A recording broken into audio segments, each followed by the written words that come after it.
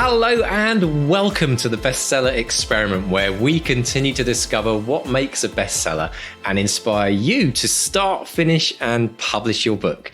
I'm Mark DeVoe.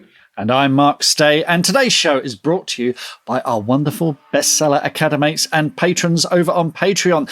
Without these good people, we simply could not keep the podcast going. So if you want to support the podcast, go to bestsellerexperiment.com/support. You'll discover all of the good stuff we've got over on Patreon, hundreds of hours of extra goodies for you there. And also the Academy. Check out the Academy, academy.bestsellerexperiment.com. You can pop in, have a nose around, look at what it's all about. But Mr. D, the doors are opening soon, aren't they? Tell the good folk about that. They absolutely are. So we're coming up to the beginning of the academic year. It's when everyone's thinking about, what shall I be doing with my time?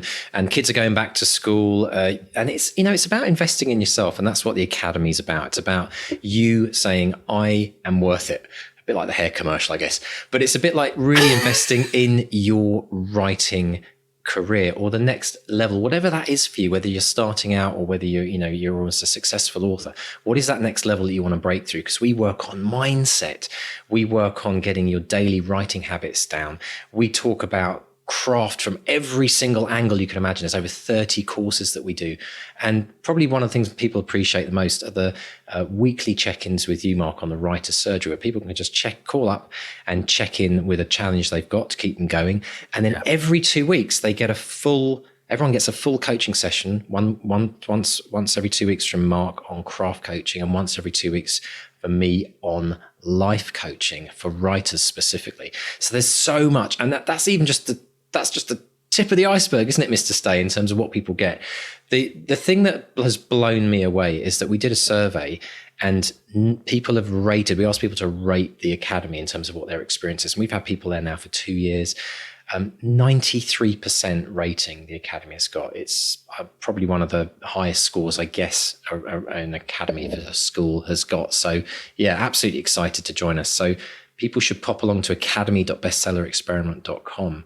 And it's been such a fun journey for us as well, Mark, hasn't it?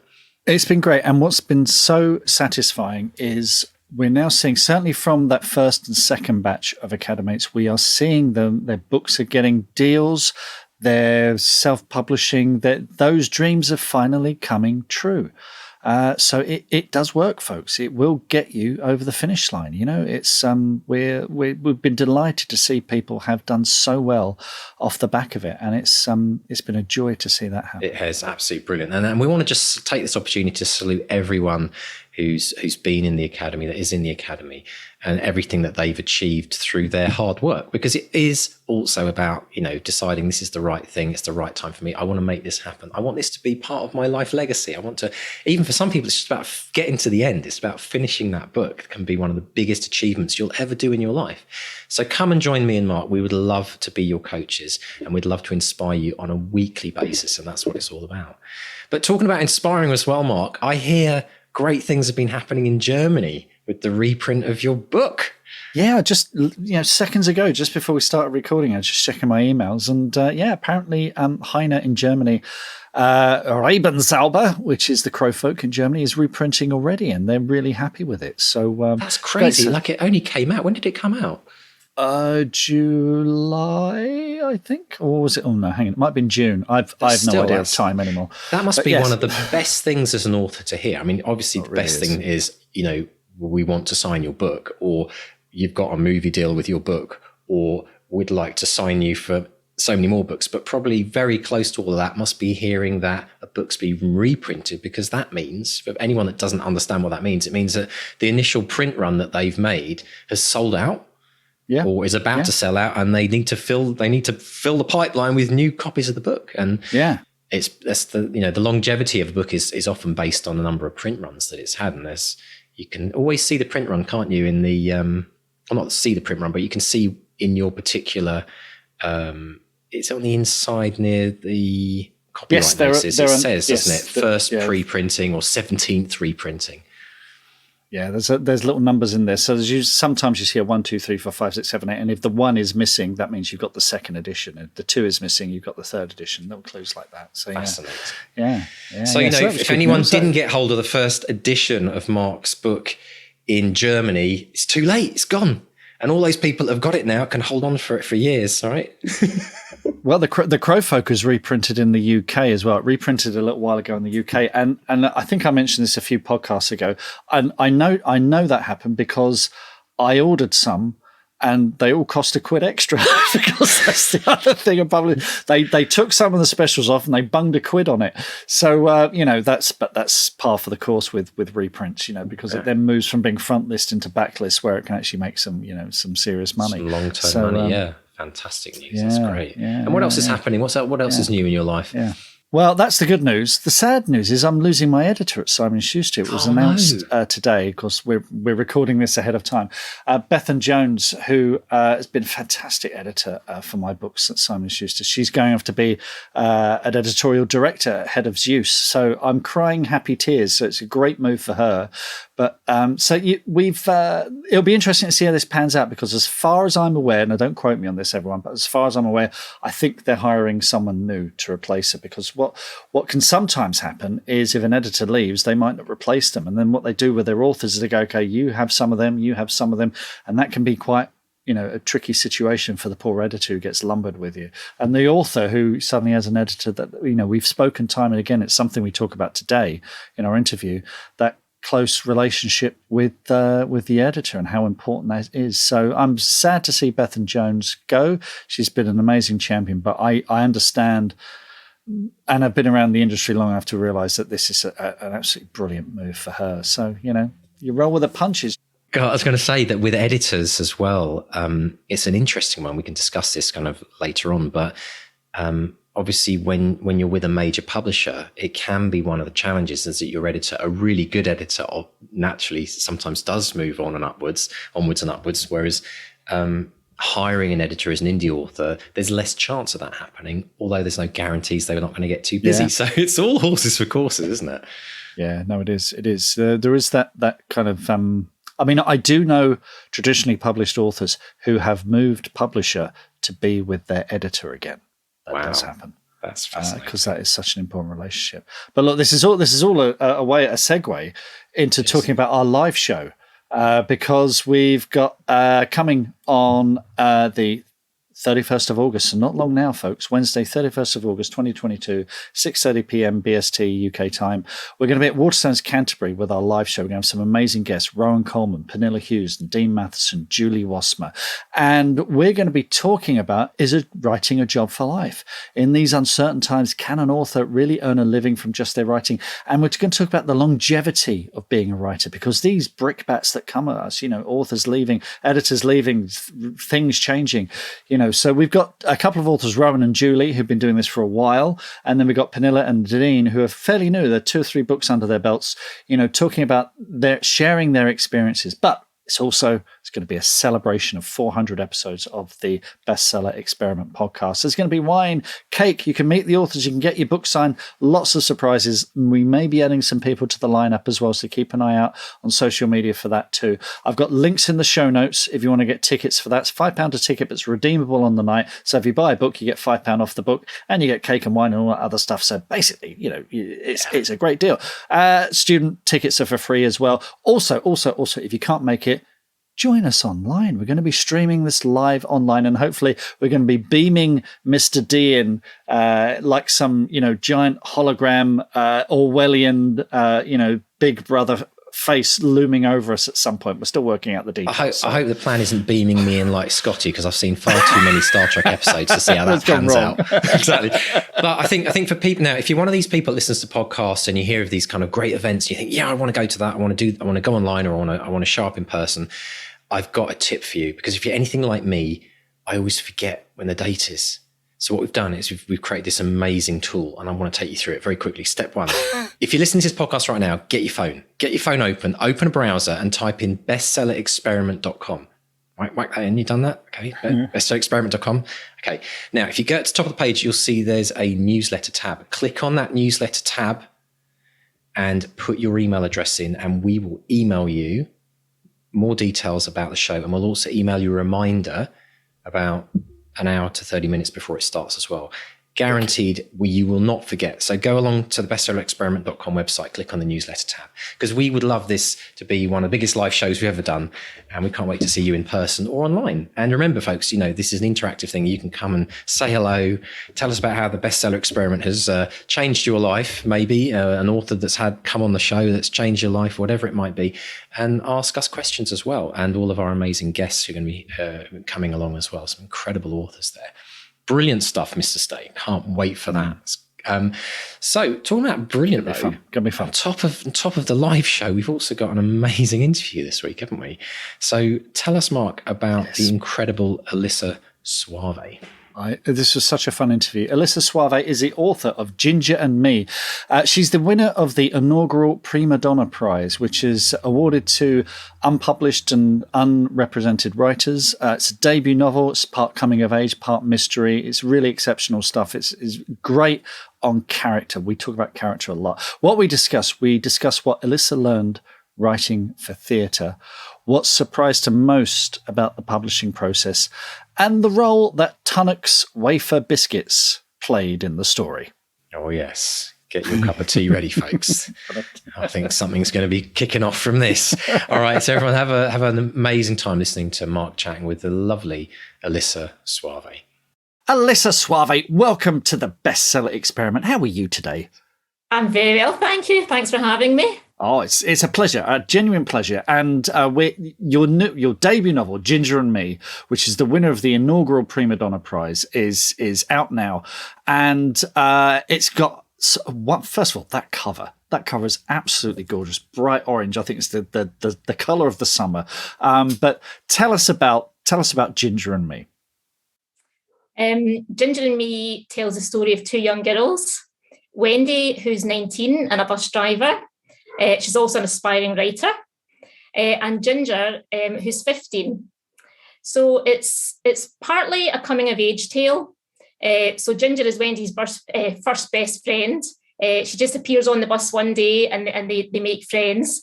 So we see them doing all sorts of things that best friends do. So they learn to put on makeup together. They go for nights out. They go for days at the seaside.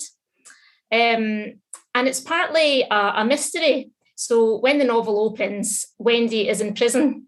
So right away, we're thinking, oh gosh, what's happened here? How has she got here? And the story then looks back to sort of tell us how that's happened. But there's also quite a bit of a mystery surrounding Ginger and her home life. And as we find out as the book goes on, her home life is very, very difficult and very complicated. You mentioned putting on makeup and stuff like that. There's a bit very early on as well where you discover that Wendy has let Ginger cut her fringe. That's a very trusting relationship. It's sort of typical of a teenage girl, isn't it? That kind of intense friendships that you have at that age. What inspired that? Yeah, I think that's true. For Wendy, though, we discovered very early on in the novel that Wendy doesn't see the world quite the same as everybody else does. So she takes everything literally.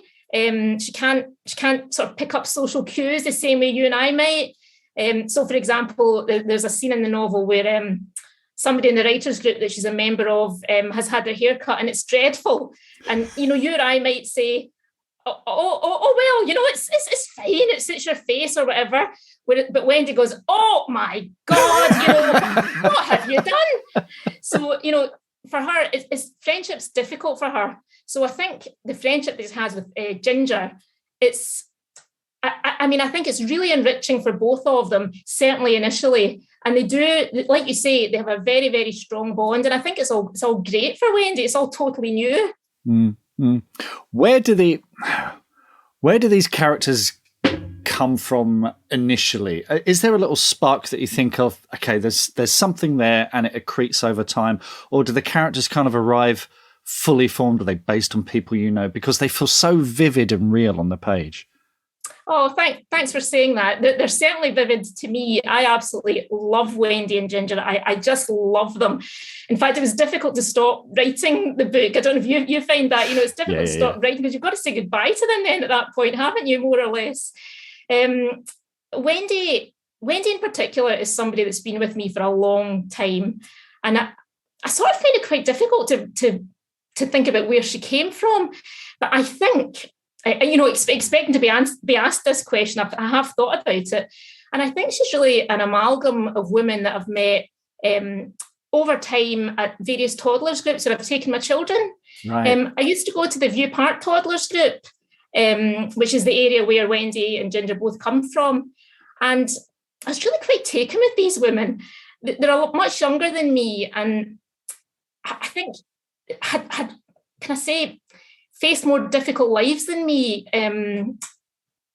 So they were very resilient, very optimistic, often, in the face of, I think, quite severe financial hardship, although I don't, they would never say that, but that was my impression.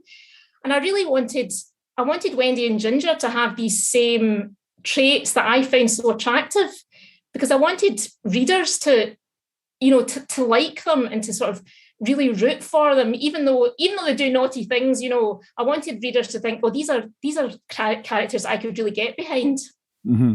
No, it's fantastic stuff. Really, really good stuff. And you're also writing about writers' groups. Now, writers who've been to writers' groups will know that not all writers' groups are created equal. Some of them are marvellous. Some of them are full of people who might be a bit bitter about the world around them. And so do you worry that someone, a writers' group that you've been to, might be reading this going, that's me? I absolutely loved my writers' group. I'm not a member of it anymore, purely because over lockdown I stopped going and I didn't go back. But I loved my writers' group. But it's interesting because another journalist has said to me, or pointed out, that as well as being a book about friendship and community, it's a book about writing. And I thought I wasn't really intentionally meaning that to be the case, but actually I think it's true. So when you do look into the writers' group, you do get people's views on all this business of show don't tell and all this kind of thing. So I think there is quite a bit about writing and the writer's process, and even the publishing world as well features.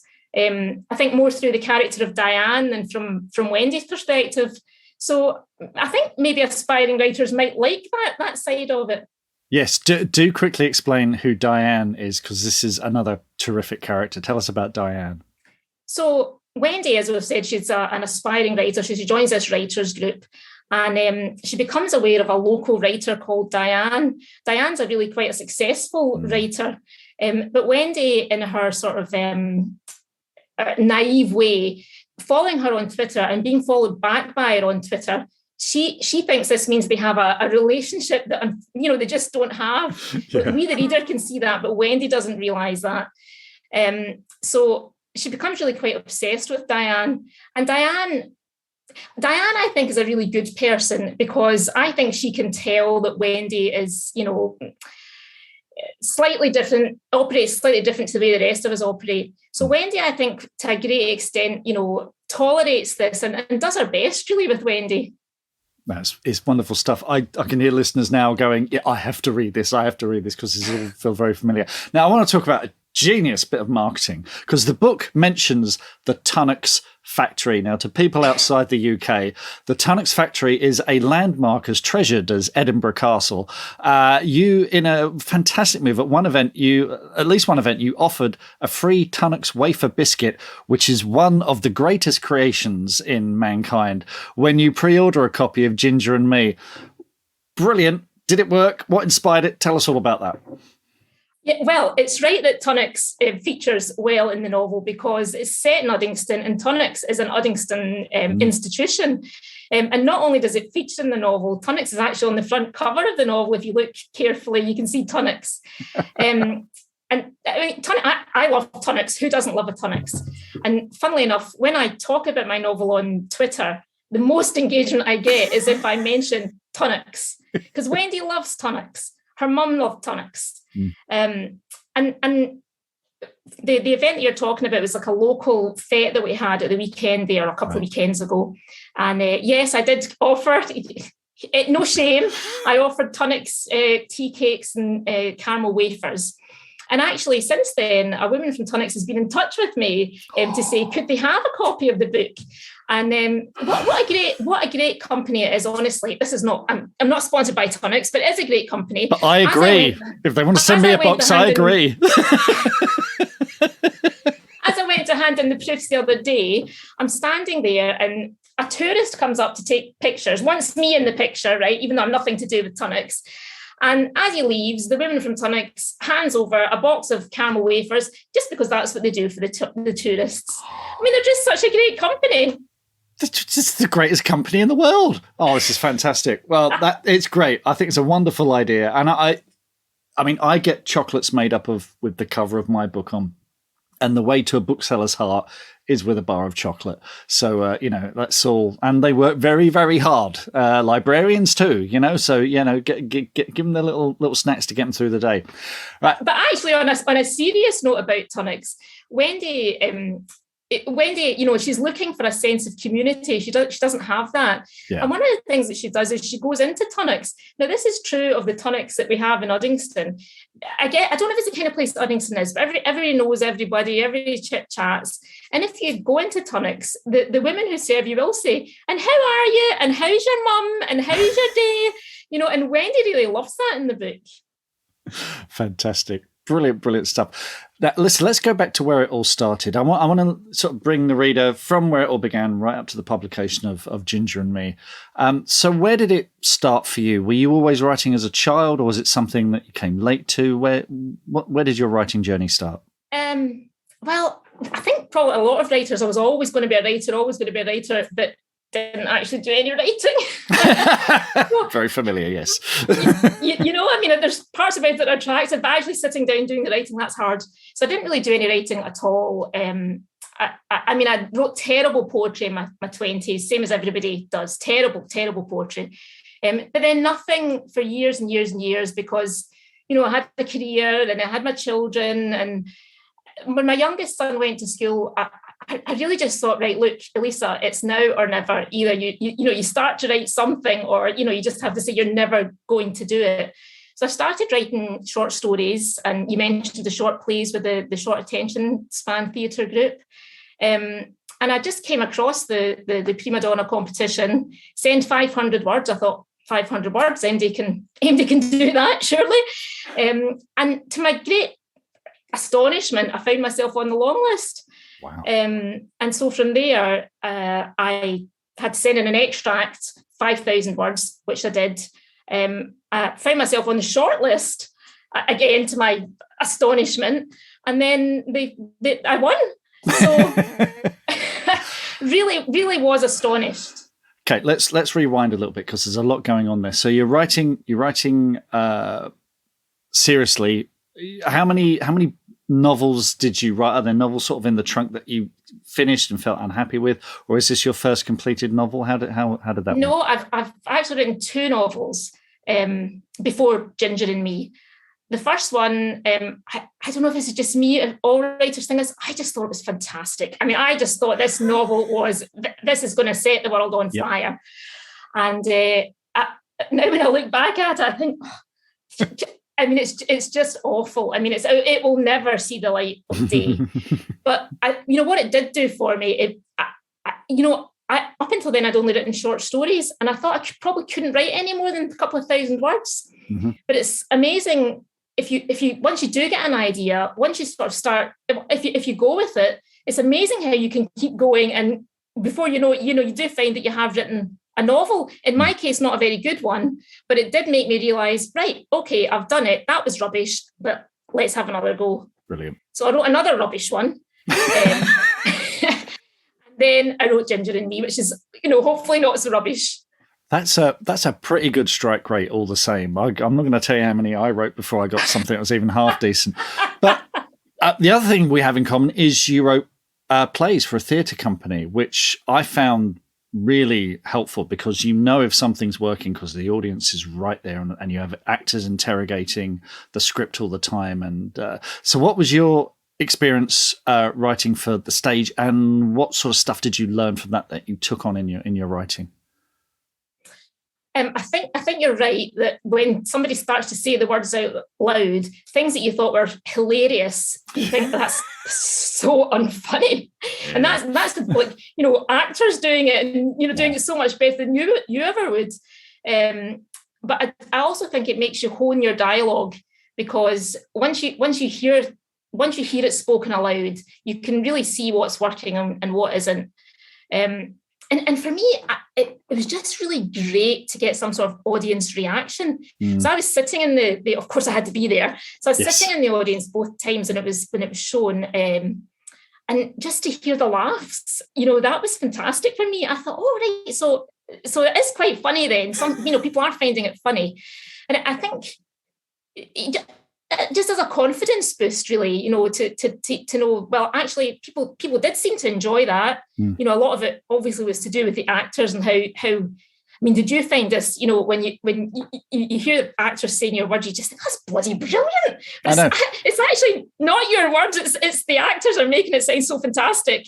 Yeah. It's kind of, did I write that? Or that's actually, and it's the things that you had no idea would get a laugh as well, or you just thought maybe, you know, the things that always surprise you. And of course, the thing with theatre is no two nights are the same. So, you know, you have your opening night where that works, and that works. And you think, okay, that's great. And then the next night, it's 3 different things that work, and those other things kind of maybe even fell a bit flat. So you sort of learn very, very early on, you can't please everyone. And, you know, once you've written something and put it out there, either giving it to actors or giving it to readers, it's kind of out of your control. It's not yours anymore. And I think once you're okay with that, you become a lot less precious with your writing, you know? The other thing I thought, before I had anything to do with the theatre, I couldn't really see the point of a director. I thought, what does a director do? You write it, the actors act it. What does the director do? Well, I mean, the way that the whole setup was different, the way they sort of brought people on was different to where I thought they would come on in my mind. I really thought the directors on both of my plays did a phenomenal job, and it made me really appreciate what's happening behind the scenes, and how, you know, obviously the director must have been saying to these actors, you pause here and you stress here and whatever, and it just really, really worked. So great respect now for directors. Yeah, they're kind of like lion tamers. If you just let the actors do their own thing, it's absolute chaos. Yeah. So we've managed to offend both directors and actors there. Directors. Brilliant stuff. Let's talk about the Primadonna Prize, because it's the inaugural Primadonna Prize that you've won. But tell us about it. What was different about it to all the other prizes, and what drew you to it? I think the fact, the Primadonna Prize has been set up by a group of women who are already phenomenally successful in their own right. So you've got Sandy Toksvig, Catherine Mayer, Kit DeWall. I mean, these are really successful women. And the only sort of motivation for them is to give other women opportunities. And I think that's a great thing. And I feel they really have been successful in that, because the likes of me, I know I'm now friends with all the other girls that were on my shortlist with me. We've all been given, apart from the practical boost of, you know, an agent and a publishing deal, which is very important, obviously, but we've all been given a real confidence boost, because suddenly these successful women have said to us, actually, your writing's good. You know, you should give it some time. Give it. It's worth pursuing. Yeah. And I don't think it was just me and the shortlist who feel that way. I think a lot of the people who have been involved in any way in Primadonna have now gone on and thought, right, writing is a good thing. My story's worth telling. I'm going to tell it. So I think it's been a great thing. Yeah, it's publishing is. Especially if you're from like a working class background or a non-white background, you know, you kind of think, well, is it a posh people thing? Am I allowed in? Can I do this?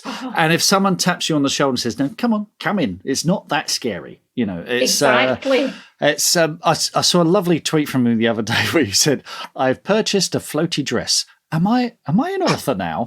Which I thought was absolutely brilliant, because we have these preconceptions of what publishing is about, and it's all, wine and champagne moments and stuff, which does happen. It does happen, and floaty dresses. Not to me yet. No, well, hang in there.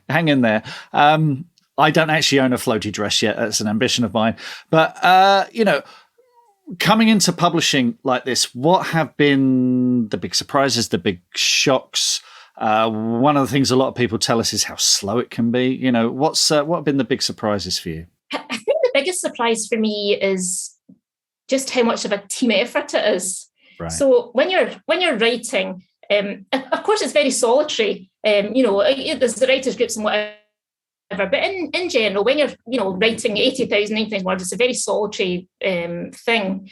But once you get a publishing deal, all of a sudden there's all these people who are just as interested in your characters as you are. And the sort of the editing stage in particular, I just thought that was amazing. I could not believe how much my editor, in fact I had two editors in the end, what an impact they had on the book and how much they really helped me to improve the writing.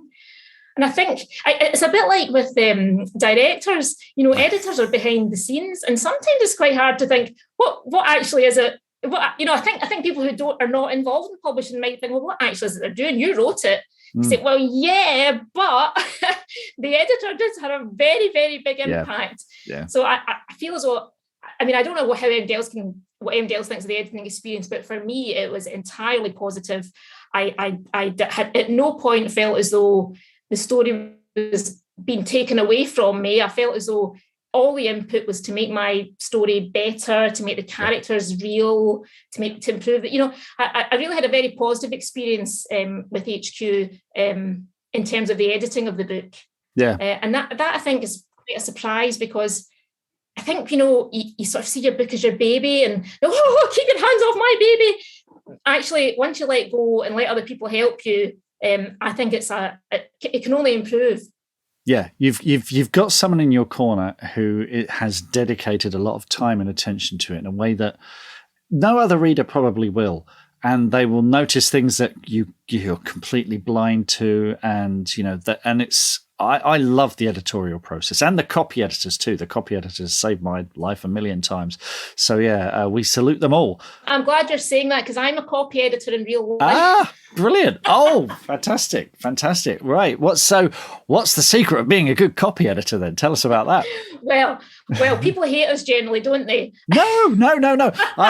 My copy editor, Lisa, she's amazing. She does not miss a trick. She keeps track of phases of them, because I write about magic and stuff. She writes the phases of the moon and little things that, timelines. My Achilles heel is timelines, because I'll change one thing and the whole timeline just collapses. Things that people were wearing earlier on that they're not wearing later on, and little things like that. Exactly. Yeah, it's just it's forensic but creative at the same time. And I was surprised by how, because you think copy edit, it's grammar and punctuation, isn't it, kind of thing? And it's not. It's a very creative part of the process as well. You discover things in the copy edit that really make a big difference to the final book. Yeah. That you might have been working on for over a year, and then suddenly that little piece of the puzzle falls into place, and it's like, it really works now, and it's magic, absolute magic. So again, we salute copy editors too. Absolutely. I even got some of my geography was wrong. I referred to somewhere in Ireland, and it was totally the wrong place, and that was picked up.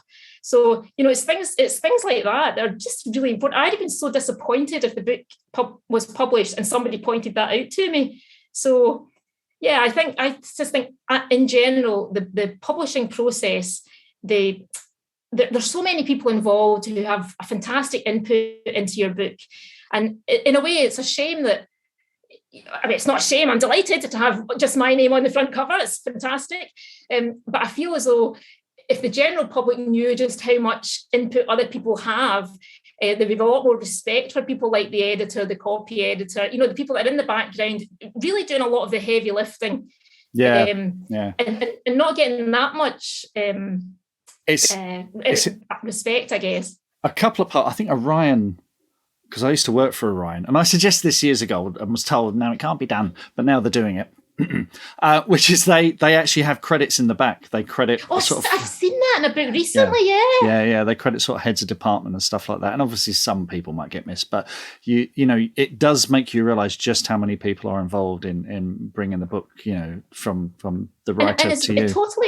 Totally different skills involved as well. You know, so I think even between the structural edit and the copy edit, totally different skill set. So to be skilled at one thing, fantastic, and then you have someone else who's skilled at something else, and then you've got the marketing people who come along, and like you say, the cover of Ginger and Me is fantastic. So that's another very talented person. You know, so I think it's just you can be lucky, and I feel as though I've been very lucky that everybody that's involved in the book so far, you know, has just been fantastic. No, it's an amazing experience. So what's coming next? What's coming next from Elissa? I mean, I'm working on a book at the moment. I'm working on a second novel. It's about 4 women, middle-aged women like myself, who sort of look around and think, oh, actually, life is not as brilliant as we thought it might be when we were at school. You know, all these various things that we don't like and we're just having to put up with. And it's about how they deal with that. It's supposed to be funny. I think, well, sounds very relatable as well. So I think that's the key. It sounds brilliant. Well, we look forward to that. And folks, Ginger and Me is out there right now. Pick up that beautiful looking book, sit down with a cup of tea and a Tunnocks cake and enjoy it. Frankly, I can't think of any other way a better way to enjoy a book. So, Elissa, thank you so much for that and hope to speak to you again soon. Oh, thanks for having me. What are your writing dreams? Finishing that book, quitting the day job, becoming a best-selling author? Well, over 4 years, we've studied the advice of over 300 best-selling authors who've collectively sold over 500 million books. And we are excited to announce the Bestseller Academy. If you're ready to take your writing to the next level with accountability, craft, and coaching, your bestseller dreams are now only a click away. To find out more and apply, visit bestsellerexperiment.com/academy.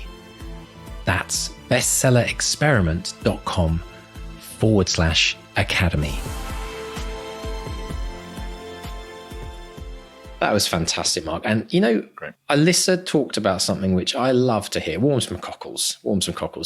The idea that she's absolutely loving her characters. I mean, how many authors do we hear about who struggle with their characters, who, you know, don't get into their characters, whose characters walk off the edge of the stage and never come back. But you could tell with Elissa, she has such a passion for these people that she's writing about. And I really think that when you have that passion has to come then through the characters. So it's kind of addictive, if you like, or is exciting for the reader to experience those characters through the words of the author.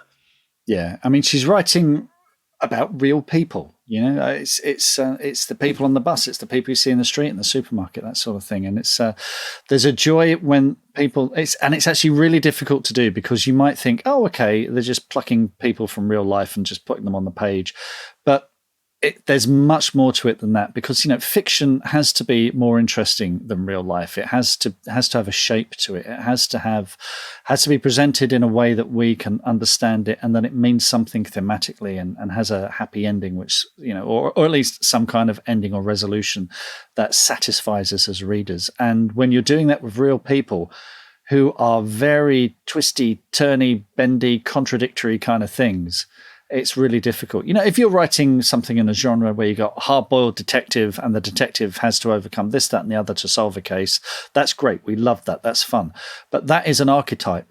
But if you're writing about the people that we know and love and interact with every day, it's it can be really, really hard to shape them, put them in that story without warping them, without making them feel, you know, like stereotypes or what have you. So yeah, it's I think if you've got a knack for character like that, it's a real gift. And if you haven't, it's something you can work on. Again, talk about it in the academy. It's a sort of thing that can be developed. So don't feel like it's beyond your grasp at all. It takes a lot of work. And I think Elissa's work in the theatre has helped you with that as well. Well, yeah, I wanted to talk about that as well, because I know that's been your background as well. But there was one thing that she said which I loved, which was this idea that you having had experience in the theatre, either as a writer or someone that acts on stage, how that helps with dialogue, how it helps to hear the words said out loud. And it made me think about you, Mark, how you talk about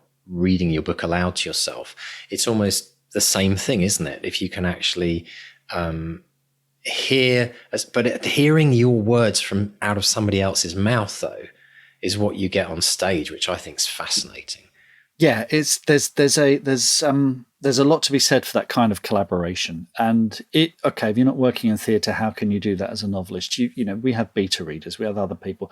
You may wish to have a reading. You might want to get people together and say, look, I've got this dialogue scene, I'm not sure if it's working. Maybe just get a couple of friends together or actors together to sit down and read it. It's worth giving it a go. Maybe consider dramatizing it or as for a radio play, or maybe adapting it for a short film that you shoot on your iPhone, getting it on its feet. If you ever have any doubts about that, get it on its feet and rehearse it.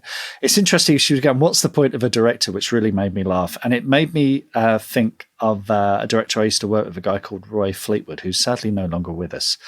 And he used to direct my plays, and he was great because I was a novice writer and he was very good at guiding me in the right direction. And there was one play where I didn't work with him, and that was my big failure. That was the one that didn't work at all. And having someone who can offer guidance, a creative partner. Do you want to hear something really weird as well? Do you want to hear something really, really weird? Because I was listening back to this interview with Elissa today. It made me think of Roy. My wife has gone to a funeral today of an old neighbour of ours, and she's gone to the Randalls Road crematorium in Leatherhead. Oh, right. Yeah. And she saw Roy's little epitaph plaque there with his name. Wow. It's just so weird that I was thinking about it today. She saw that. She sent me a photo with it on. Spooky. Anyway, that's interesting. That thing of having a creative partner is really important. Now, as novelists, we have the editors. I was talking at the beginning about Bethan, my editor, and how important she is to me. I also use Julian Barr for my short stories. His input is so important to me. Beta readers, I'm lucky to have some amazing beta readers, including, Ian Sainsbury, who, I read his, he reads mine. We give each other feedback. That is so invaluable. It's so huge. Important to me now. Really, really huge. Well, it also brings us neatly into teams because, I know that Elissa talked about the importance of teams, and people forget that, obviously when you join a traditional publishing company, you have a ready-made team. It's like a kind of instant team, pop-up team, and you've got all of the people, and they just like everyone introduces themselves and you find out who's part of your team. But I think a lot of indie authors listening probably think, well, what my team is me. I do everything. I design the covers. I put it on Amazon. But the thing is that there's this idea of a support team around you, regardless of how you're writing and publishing your books. And I think it's essential for everyone to go beyond this idea of thinking writing is as solitary as the actual act of writing itself.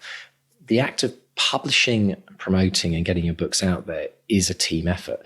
And that doesn't mean that you have to hire a marketing company to promote your books, but it does mean that you should be engaging with beta readers, that you should be thinking about getting an editor on some level. I mean, there's obviously many different editors that you can take on, and there's many different types of editing.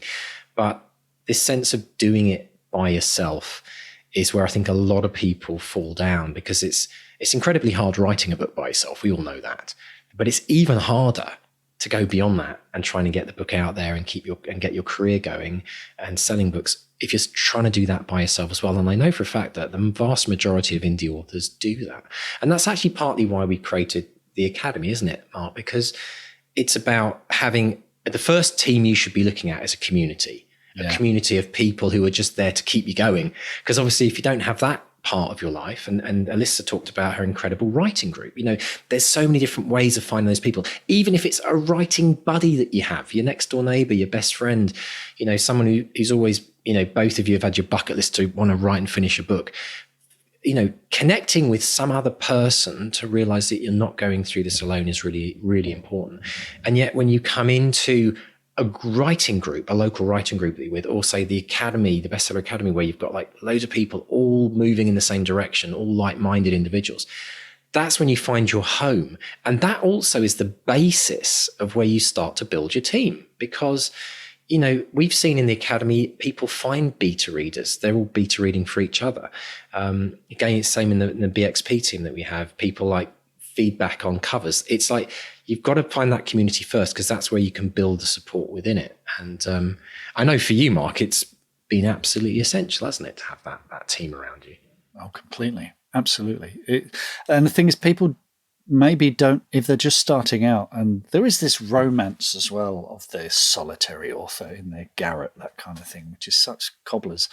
You are not alone, and people might not know to even ask for help. They might think, oh no, I'm supposed to suffer, aren't I? Aren't I supposed to be in here banging my head against the keyboard? Well, no, you don't have to. You are not alone. Ask for help. Help will be given. And it starts with those communities or beta readers. And if you're wondering where to find them, we've got some ready-made ones for you. But you will find authors out there on social media who share your pain. And authors, by and large, are a jolly nice bunch of people. I mean, we like to moan, but we like to moan together. Exactly, but it kind of a problem shared is a problem halved, and the thing is, the other thing though is you can find, and this is a bit of a caveat, is that you can find yourself in some writing groups where the kind of energy becomes a bit toxic, because you've either got too many strong characters who are real downers and really pull everyone down. So it's not just about joining any community. It's about joining a community of like-minded thinkers, people who maybe dare to dream, which is what we do in the academy. It's like this ability to actually declare what you really want to achieve in a safe space and allow yourself to say those words out loud, and for people to cheer you on and celebrate with you that you even just said it, you said it out loud. And so it's a bit like dating in some ways. You've got to find your community. You may have been on certain Facebook groups, for example, and some may work for you, others you may drifted away from. But there are all kinds of different types of groups as well. And you have to find the one group that reaches the parts of your writing world that the others can't. And that's something that you have to kind of go on that search in many ways and find your home. So I really encourage people to do that.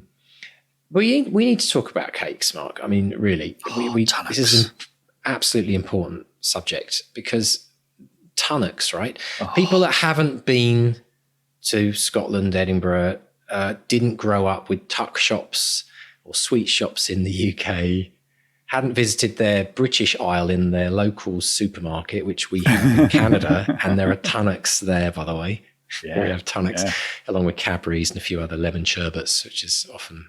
they're always a race when they come in. But this reminds me almost of like a parallel life that Elissa's been living alongside our Hobnobs theme that's been running for many years on the podcast, isn't it? Yes. I'd just like to say to the people at Tunnocks, some podcasts can't be bought. We are not one of those podcasts. If you want to sponsor us in Tunnocks, let's start a conversation. I did follow up. I did drop Elissa a line and say, have you heard from the Tonics people? And she says she hasn't, but I've reminded her to chase them up. So, Elissa, if you're listening to this, do let us know what they say.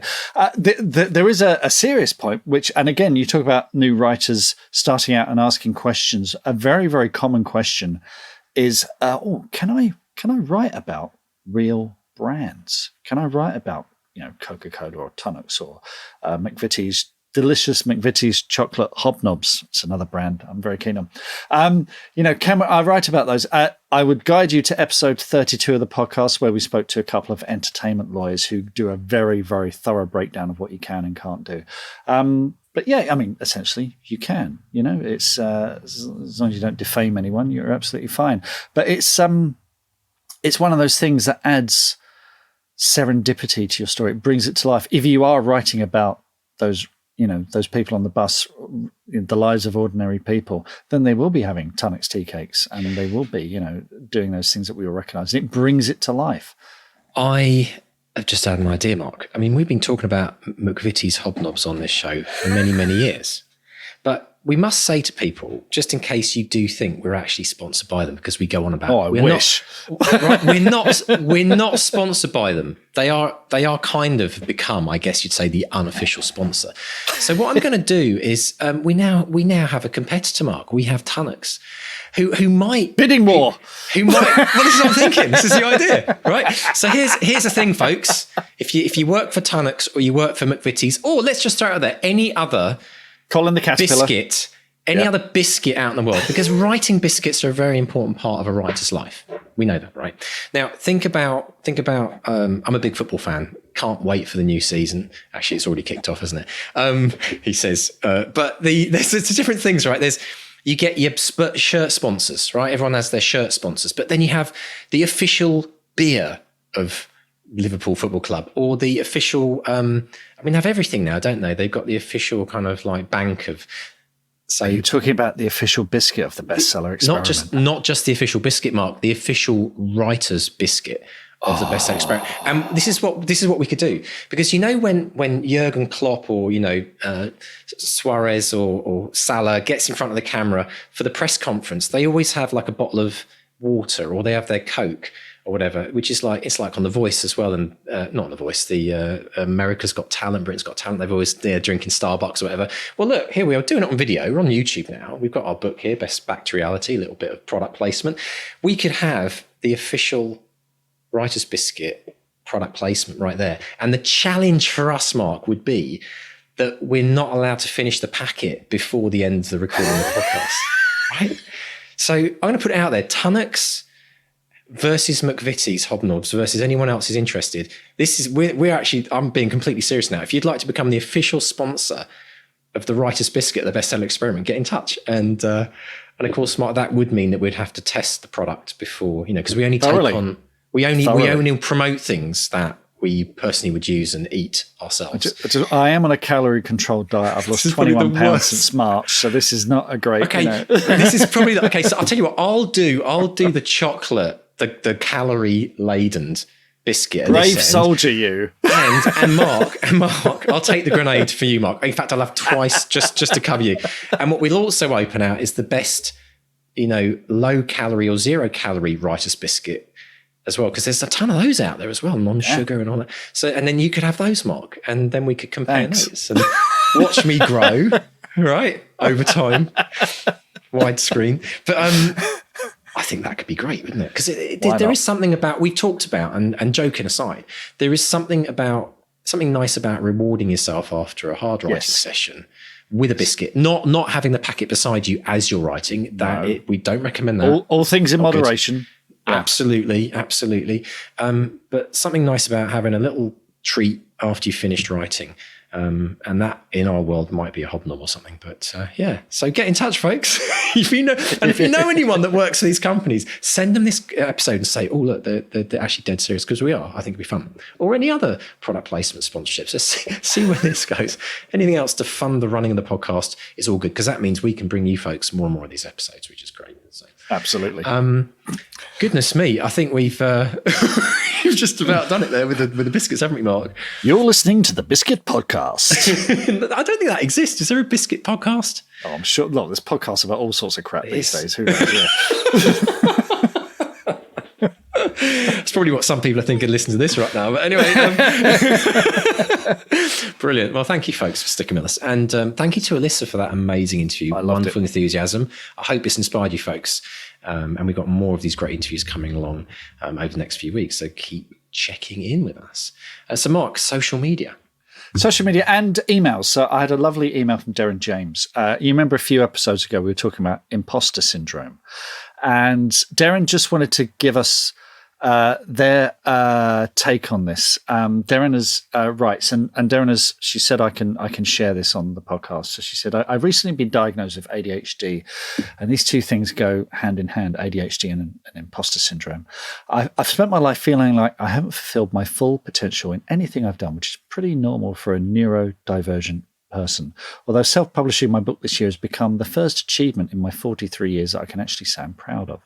I've had a variety of careers, one of which was stage management, theatre. There you go. Darren spent 14 years on and off working in theatre and had a constant feeling of not being particularly good at my job, despite being rehired by the same companies over and over.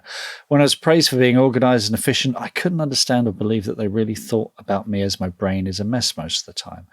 Another common symptom of ADHD is RSJ, which is rejection sensitive dysphoria, which piles on a fear of rejection at every turn, preventing me from chasing my dreams, or even doing simple things like making a phone call or asking for something that would help me. And we're talking about asking for help. Right, yeah. This is a bit of a tangent on the topic, and neurodivergency comes in a plethora of shapes and forms. But I wanted to chip in my experience as I was listening to the podcast, not quite agreeing with your definition of imposter syndrome. And yes, we take that on board, Darren. I guess it can be quite different for neurotypical folk. Feel free to use this on the podcast if it's useful. Darren, thank you so much for that. We really, really appreciate you sharing that and allowing us to share that with the listeners. And I think we do absolutely recognize that all of these things come on a spectrum. Everyone's experiences are going to be different and individual. So, and we do really, really appreciate it when folk like Darren share their experiences and perspectives on stuff like this. So thank you so much for that. We really appreciate it. It's brilliant and very courageous of you. And I also think it's very, very important. We always talk about, how important it is to share your individual stories with other writers. And there may be some writers who listen to that and thought, oh, I wonder if that's what I've been dealing with all these years. Because I don't know about you, Mark, but I've been hearing, actually had a really close friend of mine who's just reaching retirement and just being diagnosed with something. And I think, it's interesting because the way I look at it is that I don't think of it as, a lot of people talk about it as an illness but there's some absolutely incredible things that people can get from having, having ADHD or Asperger's or something like that. But when it's undiagnosed, it's very, very difficult to sometimes understand what's going on. And it's sometimes a relief for people, as this person was telling me, it's a real relief for them to discover that they weren't crazy or they weren't strange or they weren't just scatterbrained. It's because they actually had something which could be diagnosed, and therefore they could have some awareness around how to make the most of it in many ways. I mean, it can be a real positive.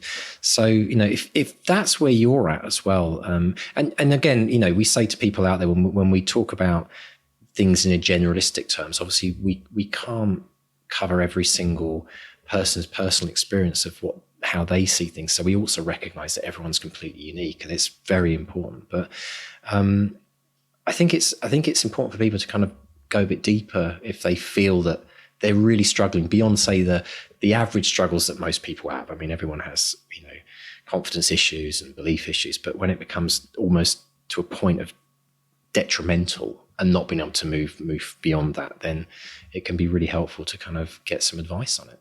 Absolutely. So, folks, if you're happy with being brave enough and sharing this stuff with us, we would love to hear from you, because I think, what Darren's done there is, I'm sure there are going to be people listening to this going, wow, that clicks with me. Something's just clicked into place. So we are just two neurotypical guys, you and I, Mr. D. I guess, we can't, we have our perspective. We'd love to hear yours. So do drop us a line. Yeah, especially if you think it will help other people who listen to this podcast as well, because we're all about, well-being and mental health as writers. It's a very important topic for us. We always know it gets some of the biggest biggest responses. So again, thank you so much, for being so brave and telling us your story. Absolutely brilliant. Also on Twitter this time, Kate Baker. Now, you remember in a couple of episodes ago, you said you instructed listeners to pause the podcast and simply write the first line of a new novel because there's no time like the present. Well, Kate did it. So she's Brilliant. paused the podcast. She wrote the first line. Do you want to hear the first line? I do. Okay.